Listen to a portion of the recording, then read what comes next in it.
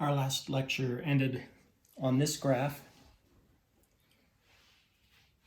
We're going to go on from here and just do a little practicing, finding line segments that equal the averages and finding areas of rectangles that equal the totals. So the next graph is here. So try this on your own and I'll go over it with you, but you might pause the video and see if you can do this on your own. Find the average variable, average total, and average fixed at output level Q2. You have to specify the output level, the quantity of output, because these things change depending on where you are on the horizontal axis. In other words, where you are in terms of how much quantity you have. So you have to specify that. So we're going to specify Q2. All right. So Q2 up to X, that's your average variable cost. Q2 up to Y, your average total cost. The difference between those two, X to Y, is your average fixed cost. Okay. Then we can find the three totals: total fixed, total variable, and total costs.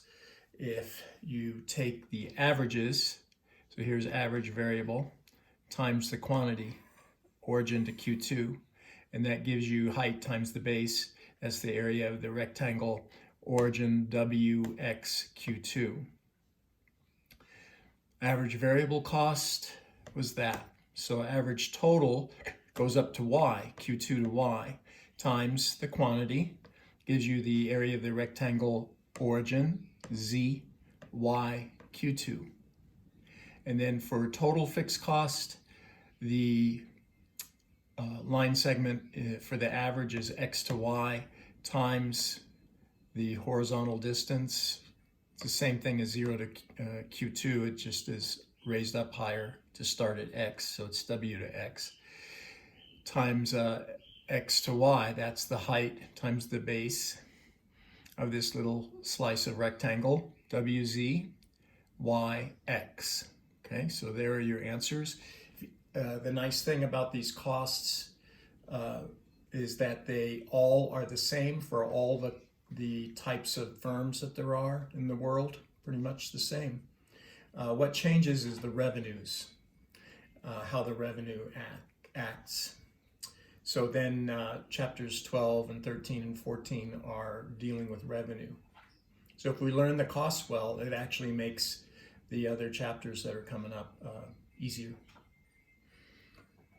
Let's try one more. It's the last graph in this file. Try output Q1.